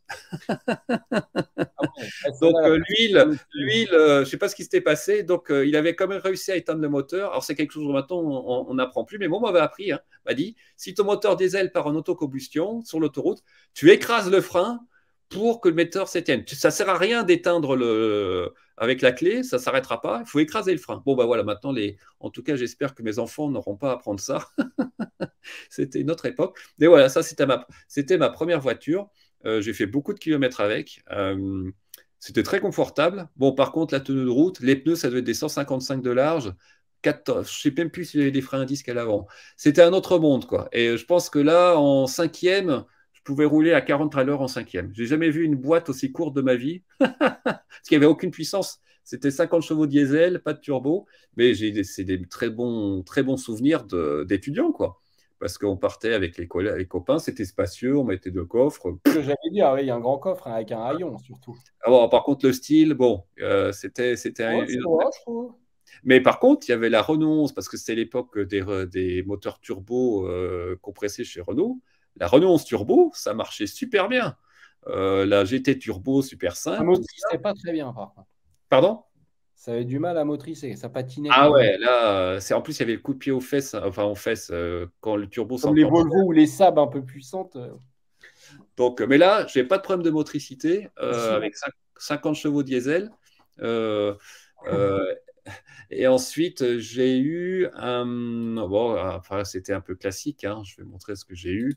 Ça, tu connais aussi par cœur. J'ai eu, où est-ce que je l'ai mise? Voilà, j'ai eu cette voiture. 205. Ah ouais, La c'était ma première voiture, moi, ça. 205 GRD, 1,5 litre Moi, c'était une diesel. GT essence. Ah, elle marchait super bien, la GT. Carburateur double corps. 1,4 litre, je pense. Ça marchait super bien. Euh, Bonne question, non? C'était pas un peu plus qu'un litre 4 les GT? Moi, peut-être la GT. La GR, c'était 1,4 litre, je crois. Mais Moi, j'avais GT, une GT, je crois que c'était un 1,6 litre. 1,6 litre, ouais. Peut-être 90 chevaux même. 90 chevaux. Ouais, Ouais. c'est ça. Et moi, j'avais la GRD diesel increvable. La voiture, je pense que j'aurais pu faire 500 000 km avec cette voiture. C'était incroyable. Incroyable. Je regarde aussi C'est belle, elle a pas vieilli, hein. Non, non, non, elle n'a pas vieilli. J'ai fait, je ne sais plus combien de kilomètres avec. Je faisais la vidange moi-même. Enfin, c'était des voitures simples à entretenir, quoi. C'était super. Et puis après, l'âge aidant, eh bien, j'ai pu changer un peu. Et là, je pense que tu connais aussi cette voiture. Je pense que tu as dû l'essayer. Enfin, j'espère, parce que moi, j'ai eu beaucoup de plaisir avec cette voiture. Clio Ah, 2 RS, oui. super voiture. 2 litres J'ai thermique, fait la présentation presse de cette voiture. phase 2, 172 chevaux. C'est la première fois que je me rendais compte qu'après 5000 tours, c'était génial, quoi. De 5000 à 6005, waouh. Mais voilà, c'était une autre époque. Et comme quoi, voilà. Et j'ai pris beaucoup de plaisir aussi avec cette voiture. Ça s'est mal terminé, malheureusement, puisque j'ai fait un tonneau avec. Mais c'est que ma faute. Et puis bah, après, voilà, ça m'a bien calmé. Et puis maintenant, je suis électrique et je suis très content avec. Mais voilà, donc un peu mon parcours. Toi, tu as commencé avec quelle voiture, juste pour J'ai un savoir? parcours qui est très proche du tien quand même, hein. On doit avoir D'accord. le même âge d'ailleurs. Oui, autour de 45. Non, j'arrive à 50, moi. J'arrive à 50. Je Donc, suis de 77. à 73. Ouais. Et oui, donc c'est ça. Et j'ai à peu près eu les mêmes véhicules. C'est-à-dire que j'ai commencé avec une 205 GT d'occasion. Après, j'ai eu une Clio 1,4 litre, mais la même génération, mais en 1,4 litre 100 chevaux, boîte Ok. courte. Parce que la RS, ça faisait un peu trop cher. Après, j'ai acheté une Audi A3 d'occasion, 1,8 litre atmosphérique. Je voulais pas le turbo parce qu'il était d'occasion, donc je voulais être sûr. Qu'est-ce que j'ai eu j'en oublie certainement. Après, j'ai eu une Kia Break, très bonne voiture, Kia Ceed diesel. Ouais. Un turbo diesel. Ça, c'était une bonne bagnole. Quand elle est sortie, personne n'en voulait. On connaissait pas bien Kia. C'est les premières bonnes Kia, en fait. Et celle-là, elle était vachement bien. Ensuite, Skoda, break, toujours. Mhm. J'ai réussi à résister Ouais, au suivez. monospace. Voilà, au monospace, surtout parce que vraiment, c'était la mode des monospaces Ah oui, avant. bah ouais. Les SUV, j'aurais peut-être accepté un Qashqai à l'époque, mais, mais Moi, les un peu Scénic, hein. les Scénic, je pouvais pas. Les Scénic, je pouvais pas. Bah, j'ai vu ça. Je l'ai toujours d'ailleurs. Mais c'est vrai que Scénic, de toute façon, alors que c'est des bons véhicules, mais je pouvais pas.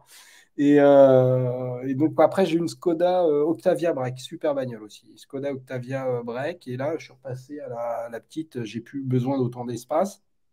Et donc, j'ai un petit box. Je voulais mettre le box et la moto au Voilà, même endroit. c'est parfait. Donc, j'ai une petite Polo GTI que je voudrais revendre pour acheter une MG4, mais je voulais acheter une MG4 d'occasion du Parc Presse, celle Ouais, que j'ai essayée sur la vidéo. ouais.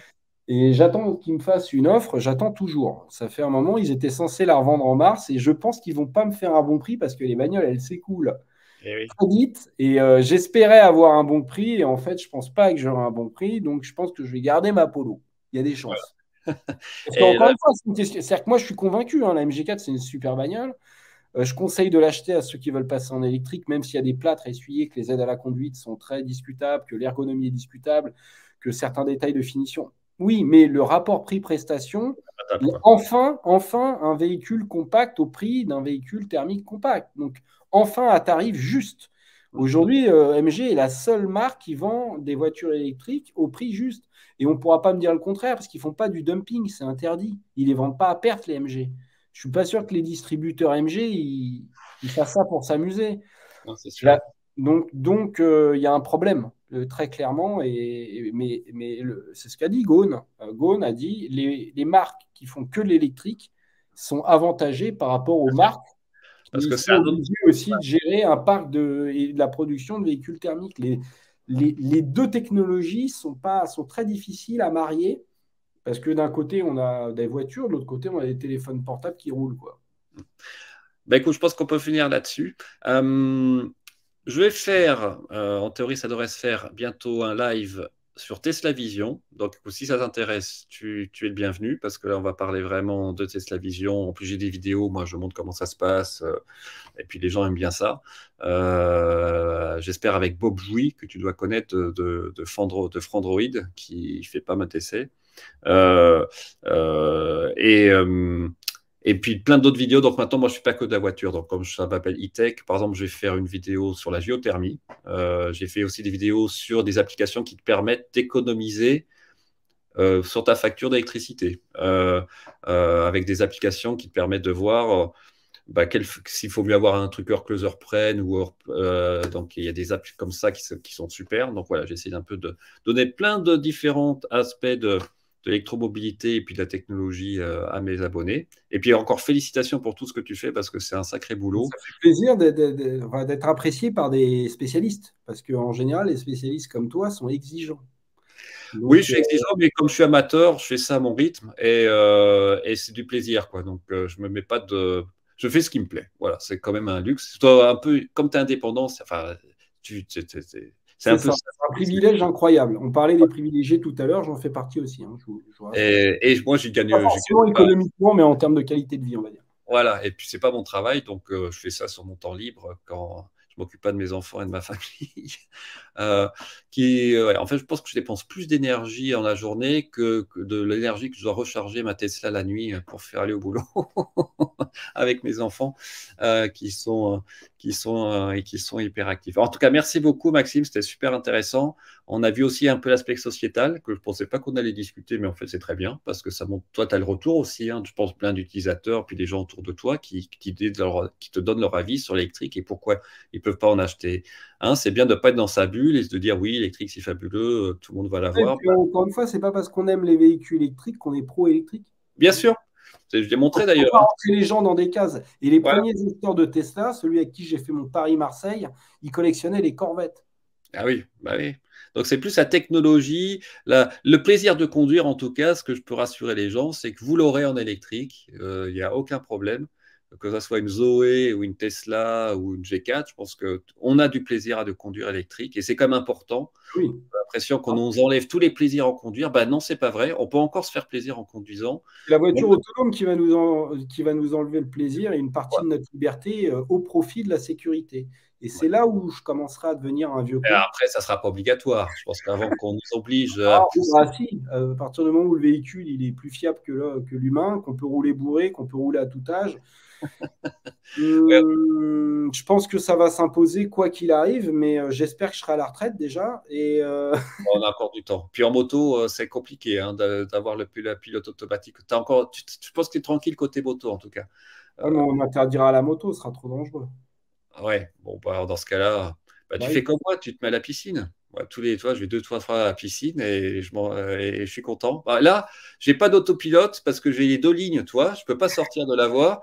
Et puis en termes de vitesse, si je dépasse les 2,5 km/h, c'est le maximum. Donc là, je suis bien là, toi. Il n'y a pas de souci. Très bien, mais écoute, merci beaucoup Maxime d'avoir passé du temps avec nous. Donc je rappelle, tu as ta chaîne aussi hein, qui Max s'appelle Reportage. Max Reportage. Maxime Fontanier sur YouTube ou Max Reportage sur YouTube, ça marche. Et il y a des essais de véhicules thermiques en complément, parce que je ne vais pas aller essayer un véhicule électrique et faire la même chose sur ma chaîne, ça n'a pas de sens. Bien sûr. Il faut respecter ses clients.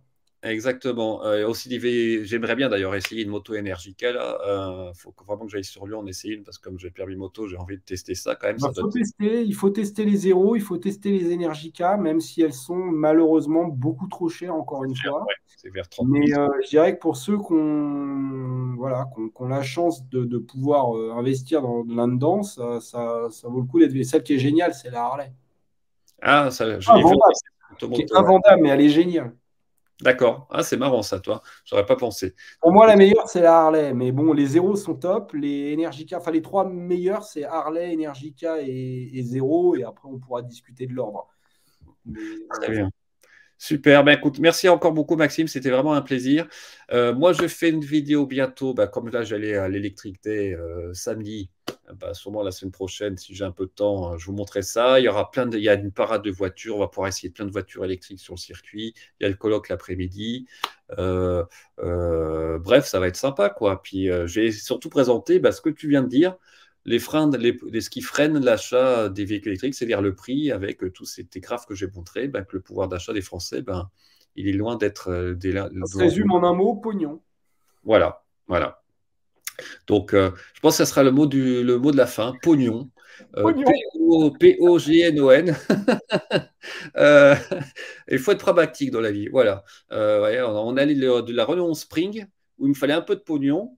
Et avec je suis allé à Tesla, il me faut un peu plus de pognon, là c'est sûr. Mais encore une fois, les Tesla ne sont pas surfacturés. Non, non, c'est vrai.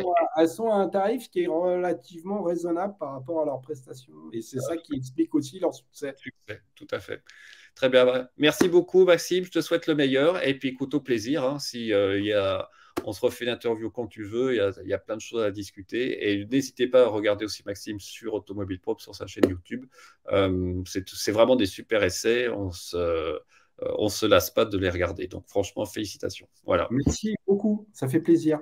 Alors, on reste 2 secondes ensemble. Je coupe et puis on fait le petit débrief. Et puis après, je te laisse tranquille. Et on se dit à très bientôt sur ITEC Alsace. Au revoir. Salut!